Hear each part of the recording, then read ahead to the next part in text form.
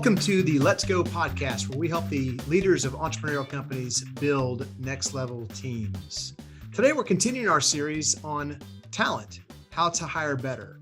We're on part 3, recruiting the right talent for your business. And joining me again is Amy and Sarah, talent whisperer at Hire Better. Amy, thanks again for joining us. Thank you so much for having me. Again, this is a subject I could talk about all day long. I love it. Well, we're going to dive right in. Let's talk about the talent you need at different levels of your organization. Let's start there.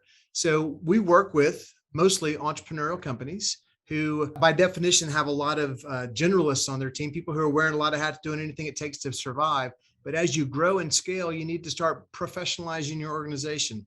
And that's where I'd like to start. Kick me off, Amy. Absolutely. And as Kurt said, we work with a lot of entrepreneurs. And typically what those folks will do at the beginning of their life cycle is they'll hire readily available utility players, right? They're going to look at their network, friends and family, people that they can get to quickly.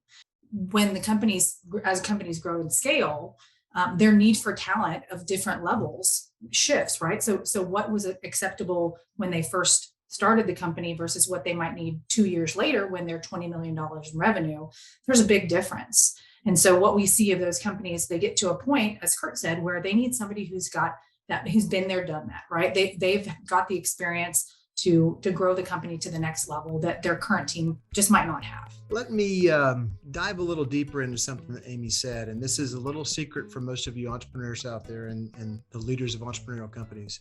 Most companies, as you grow and scale from $5 million to $10, $20 million, you're going to outgrow members of your team. It doesn't necessarily mean that they need to go. It just means that they might not have the same leadership position that they had earlier in their career. And we've seen some incredible title inflation for entrepreneurial companies. So just want to warn you about that. It just means you might have to make some of these leaders move them into individual contributor roles.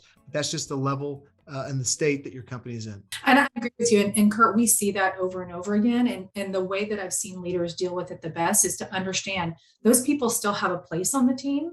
And to give them work that's meaningful for the skill sets that they have, and often bringing in a leader who is the next level, who is been there, done that, is going to provide more opportunity to the people that are there because they're going to get additional training and mentorship that they wouldn't get otherwise. So don't look at that as a death knell. Look at that as an opportunity for you to continue to grow the people on your team. Excellent. I'm an entrepreneur myself, and so I tell people I look in the mirror when I say this, but basically, I'm not going to be able to coach and mentor you to be the best CFO, CMO, whatever for your business. It's going to take somebody with those skills and a coach and mentor to do that than me, the entrepreneur, that's for sure. So Amy, let's talk a little bit about the talent in the marketplace today. And specifically, I want to build a team with A players, people who are incredible game changers.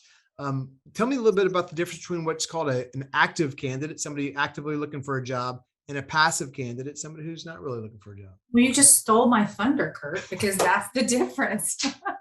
Yeah, I mean, and it's a term that we use internally. It's used in the market as well. An active candidate is somebody that's actively looking, right? So they might be on the market. They might, often they're out of a job or they're in a job where they're unhappy, might be disgruntled. So those are the candidates that are typically applying for jobs on job boards. As kind of in exact opposition to a passive candidate. And when we say passive, we don't mean that they're passive people. We mean that they are not looking, right? So they're actively engaged working for somebody else. They're actively engaged with the business that they're growing. Those are the people that you want, but those are the people that are not in the market. Amy, I'm a big believer in game-changing talent and their ability to be unlocking moves for entrepreneurial companies. But where do I go to look for this talent? And that's a really, really good question, Kurt. Internally at Hire Better, we make a distinction between what we call active candidates and passive candidates. So active candidates are the ones that are actively in the market. They might be out of a job. If they're still within a job, they're probably disgruntled. So they're the ones that are trolling job boards and they're applying to positions on job boards in direct opposition to a passive candidate. And a passive candidate is actively involved in building the A company that they're working within, right? They're intellectually curious problem solvers, high performers, and they're not looking because they're engaged with their current company. And when you think about hiring top talent, you want to go after the passive candidates. The passive candidates are the ones that have been there, done that, and they're the ones that you want to poach to come to your company and help you build your team. So when you say passive candidate, you're not saying that they're passive candidates. You're just saying that they're not actively looking for a job. Yes, exactly. We've gotten that from time to time. What do you mean you're looking at passive candidates? No, we don't really want passive candidates, but I like that. I like the idea of finding folks who aren't looking for a job, and instead of the old tried and true way of posting jobs on Indeed or Career Builder, or getting some recruiters just throwing resumes at you left and right of people who are actively looking for a job. And that's honestly, that's something that we've talked a lot about, and not to get off topic, but we talked about this a little bit in our earlier pieces of the foundational series around how to hire better. That typically what companies will do is they'll go and they'll Google a job description, and then they'll stick it on a job board, and they'll go and get a group of applicants and hire from that group of applicants. But is that really, now that you know the difference between an active candidate and a passive candidate, and that most passive candidates aren't looking, is that really the best way to go hire talent? Or do you need to take a step back, understand your business strategy, understand your strategy as a business, and really understand the role to get the right person for the position? I like that. I also want to encourage entrepreneurs to be careful about the network promotion, if you will, the candidate that comes through them from their network that's like, hey, this guy or this gal is going to be great for your sales leader role. Usually those are out of work candidates as well. And it's interesting. I don't usually get those types of resumes when that person's still gainfully employed. They just happen to be a great candidate when they are actively looking for a job. So just be a little bit careful with those network recommendations. Amy, the audience knows we work mostly with entrepreneurial companies, and it takes a special skill set to be able to work and adapt in a roll up your sleeves, get stuff done entrepreneurial environment. Tell me a little bit about what I should be looking for if I have a company that is a very entrepreneurial state. I'm a big believer in past performance as an indicator of future success. So typically, if we're looking for candidates to join an entrepreneurial company, we want them to have an entrepreneurial bent, right? So they might have spent early years within a larger organization like a Dell or a Google that are very process rich, very training rich, and that's great. But we don't want them to be a candidate who has serially spent their career from big company to big company to big company. Some of that earlier in their career or at points in their career is great, but we really want them to have that entrepreneurial spirit. We want them to have the capacity to roll up their sleeves and be nimble and work in environments where there isn't process, where they can build out the process and they can hire the team, right? So we're looking for candidates that have that exposure, and they have the exposure to building and training teams in process deficient environments. And I think the other thing that you need to consider is candidates and people that are scrappy and they're nimble. They've got those qualities, and that's when we're talking to clients, that I would say those are two terms that are thrown out over and over and over. Needs to be scrappy, needs to be nimble, needs to be a problem solver, and be self-directed. Because in a lot of entrepreneurial companies, there just isn't that capacity to drive them. They need to be self-driving. I think that's absolutely true. Entrepreneurial companies have to figure things out sometimes, or a lot of times. And I liken it to the NASA astronauts who got sent to the moon. We just have to figure it out, right? We don't have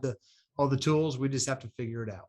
And I think that there's an important point to make, and there's a balance between being reactive and planning, right? So when we think about doing those strategic talent plans, and when we think about looking at top talent, and we look at the kinds of qualities that we need in companies like these, there's an aspect of you're building the plane while you're flying it.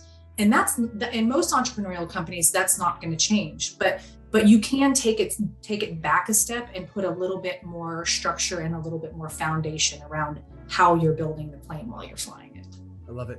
Amy, anything else you'd like to add as far as recruiting the right talent for your business? Yeah, there is one more thing I'd like to add, Kurt. And I know I said earlier that candidates that have that been there, done that are really critical for roles. But I think there's also, you need to take into consideration the level of the role. So in some roles, we advocate what we call HIPO, a high potential person. They might have more limited years of experience, but they've got a track record of success, meaning that they've been promoted. They might only have 4 years of experience, but maybe they've been promoted 3 times within the same company to roles of expanding priority and experience. So there are there are considerations to make around, do I need been there, done that? Or can I look at somebody who's more high potential? And also there's budgetary constraints to take into account with both levels. So the skills I'm looking for in a hypo, besides being promoted a few times, are things like grit, scrappiness, problem solving, engagement. There's a comment that somebody I used to work with made, but it's stuck with me. When you are describing a situation or a position, does somebody lean in or do they back away? And you want those folks that maybe they don't have the experience, but they lean into the challenge. So Amy, what's your biggest takeaway for this episode, recruiting the right talent for your business? Top talent matters. You want to recruit people who are not looking. Give me the ball, boss. I love it. Yep, absolutely. Amy, thank you so much for joining us for part 3 in our series. For those of you who want more information about how we might be able to help you, you can reach out to amy.ancira, ANCIRA at hirebetter.com, or simply Kurt, KURT, at hirebetter.com. So join us next time for episode 4, where we're going to continue our series on talent, how to hire better with designing an effective recruiting process.